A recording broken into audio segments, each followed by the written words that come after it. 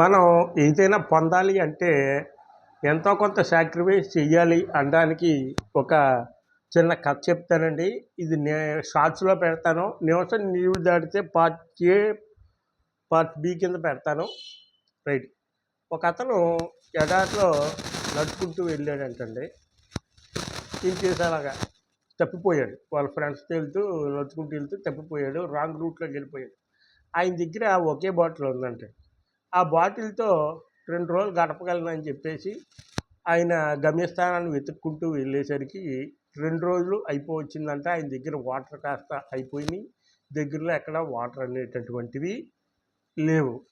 ఇంకా ఆయన అర్థమైపోయింది. ఈ రాత్రి గడవదు. ఈ రాత్రి కల్లా నేను కంపల్సరీ చచ్చిపోతాను అని చెప్పి డిసైడ్ అయిపోయి అలా పడుకుని ఉంటే ఆయనకి దూరంగా ఒక ఇల్లు, ఒక చిన్న పాక లాంటిది కనిపించిందంటండి.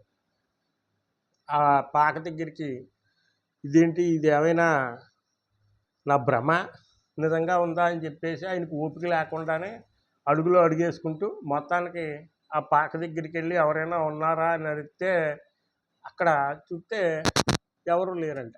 ఖాళీ పాక. దాంతోనే కొద్దిగా నిస్రాణ అనేటటువంటిది వచ్చింది. కానీ అక్కడ ఒక కొట్టే పంపు, బోరింగు, ఖాళీగా ఇల్లు ఉందంటండి. ఇల్లు మొత్తం ఖాళీలో బోరింగ్ అనేటటువంటిది ఉందంట. అమ్మయ్య, బోరింగ్ ఉందిరా బాబు, బతికావా అని చెప్పేసి ఆ బోరింగ్ని కొట్టాడట.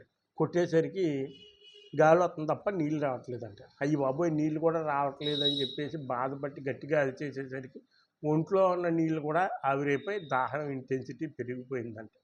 పెరిగిపోయి సమస్యలు పడిపోతుండగా ఆయనకి దూరంగా ఒక నీళ్ళతో ఉన్నటువంటి వాటర్ బాటిల్ కనిపించింది.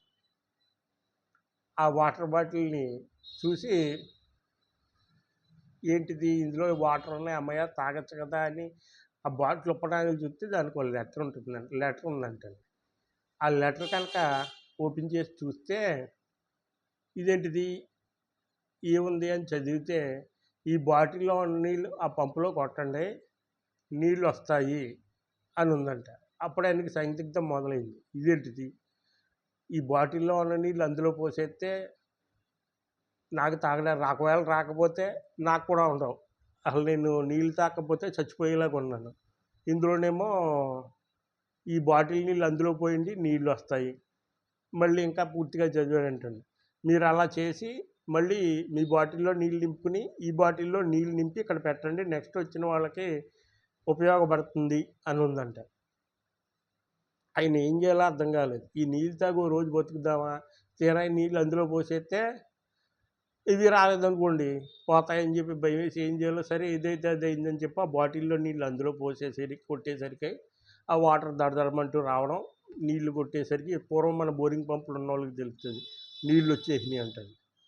అమ్మయ్య, నీళ్ళు వచ్చేసారా బాబు అని చెప్పేసి శుభ్రంగా ఆయన తాగేసి దాని నిండా నీళ్లు పెట్టేసి వెళ్ళిపోయాడంట. అంటే ఇక్కడ మనం చూసుకోవాల్సింది ఏంటంటే, మనకి చనిపోయేటప్పుడైనా ఇలా చివరిలో ఏంటంటే ఒక ఆపర్చునిటీ అనేటటువంటిది కంపల్సరీ వస్తుంది. అప్పటికి కొన్ని మనం సాక్రిఫైస్ చెయ్యాలి. అంటే ఆ సాక్రిఫైస్ చేసేస్తే మనం సాధించలేమేమో అనే భయం ఉంటే కంఫర్ట్ జోన్లో ఉండి కొంతమంది వ్యాపారానికి ముందుకు రారు.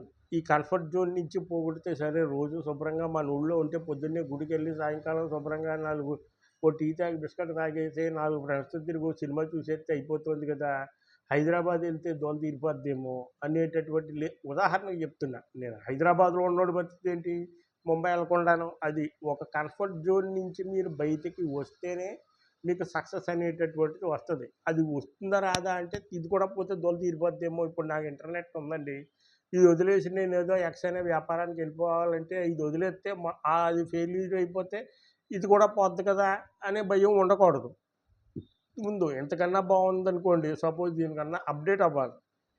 ఎన్నాళ్ళు సరే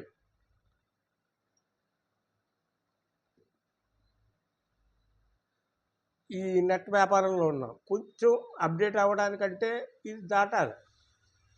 ఈ సేవా కేంద్రం ఏదో బాబోయ్, నెల గంటకి ఇంతకే అవడో ఒకటి 10 రూపాయలు చేసుకుంటున్నాడు, అది పోద్దేమో అనే భయం లేకుండా ఏదైనా అప్డేట్ అవ్వడానికి మీరు సాక్రిఫైస్ చేస్తేనే విజయం అనేటటువంటిది వస్తుంది. Okay my dear friends, all the best.